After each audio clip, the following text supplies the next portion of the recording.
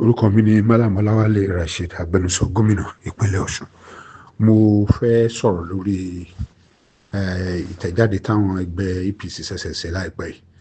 Irọ́ pátápátá ni gbogbo ohun tí wọ́n sọ níbi ìpàdé ìwà àwọn oníròyìn tí wọ́n ṣe o.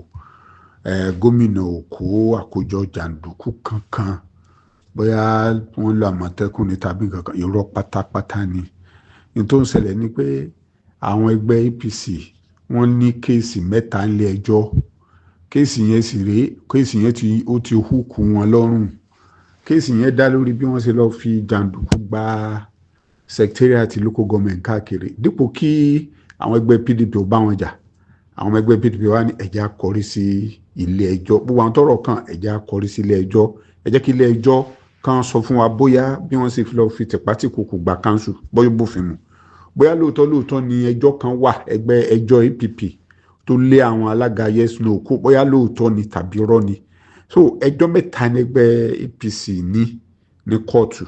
Ẹjọ́ àkọ́kọ́, àwọn tí a ṣẹ̀ṣẹ̀ dìbò yàn, àwọn alága authentic, wọ́n gbé wọn lọ ilé ẹjọ́, ó di ní.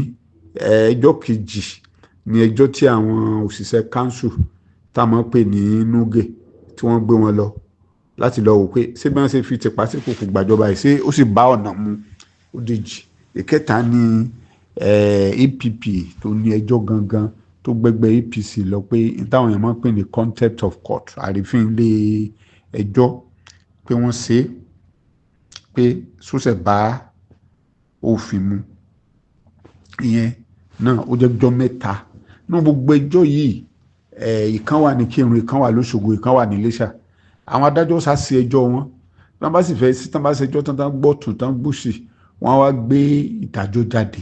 Ìdájọ́ yẹn ló ń ba àwọn ẹgbẹ́ APC lẹ́rù torí wọ́n mọ̀ pé ìdájọ́ náà ó ṣeé ṣe kó fìdí rẹmi. Ó ṣeé ṣe kó fi hàn sọ pé bẹ́ẹ̀ sì lọ fi tìpátìkùkù gba àwọn council secretary pé kò bófin mu.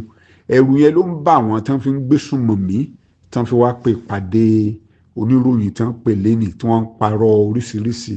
Gómìnà ò gbé ẹnìkan kan lọ ilé ẹjọ́. Nínú ẹjọ́ mẹ́tẹ̀ẹ̀ta tí mo kà yìí, kò sí kankan tó tọwọ́ gómìnà wá láti bẹ̀. Kò sí kankan. Gómìnà tó sọ ni pé gbogbo ẹ̀yin tọ́rọ̀ kàn ẹ má jà o, ẹ jẹ́ ká lo òfin ká fi gba ẹ̀tọ́ wa padà. Àwọn alága tí wọ́n dìbò yàn, àwọn alága authentic, àwọn lọ ilé ẹjọ́. Àwọn tí wọ́n mọ̀ ṣiṣẹ́, àwọn òṣìṣẹ́ táwọn náà rí pé wàhálà ti dé bá àwọn náà lọ ilé ẹjọ́. Àwọn tó lẹ́jọ́ gangan APP, torí APP ló gbé ẹgbẹ́ APC àwọn yes no chairman yẹn lọ kóòtù tí wọ́n fi lé wọn jò ní. APP náà wá ní bẹ́ẹ̀ ẹ lọ fi tìpátìkùkù wọ council, ẹ ti tàpá sí iléeṣẹ́ òfin tá a máa pè ní contempt of court. Cases mẹ́ta yẹn ló wà níwájú ilé ẹjọ́. Kò sí kankan tó kan gómìnà ń bẹ̀. So irọ́ ni wọ́n pa tó bóyá gómìnà fẹ́ ra kéèsì gbogbo ni. Ṣé kéèsì tí gómìnà ò gbé lọ ilé ẹjọ́ kí ló kàn? Àwọn tọ́rọ̀ kàn tán rí pé wọ́n ti fi ẹ̀tọ́ àwọn dun àwọn ni wọ́n lọ ilé ẹjọ́. So mo fẹ́ káwọn aráàlú ní orúkọ gómìnà pé kan gbogbo sùnmọ̀mí táwọn ẹgbẹ́ APC gbé jáde lédi irọ́ ni o. Ṣẹ́mi pé irọ́ náà máa pa ẹni tí ó bá dẹ́ ro ẹjọ́ kẹjọ́, àmì ẹni tí ó bá jogún kógún, ìtànkítàn ni ó mọ̀ pa. Ìtànkítàn ni wọ́n pa o. Kò àlàáfíà ní gómìnà ń fẹ́. Gómìnà sì mọ̀ pé gbogbo wàhálà tó ṣẹlẹ̀ ní orí ọ̀rọ̀ council pé ilé ẹjọ́ ló lè bá wa yanjú. Ìdí náà dẹ̀rẹ̀ tí gómìnà fi sọ pé gbogbo àwọn tọ́rọ̀ kàn lọ ilé ẹjọ́.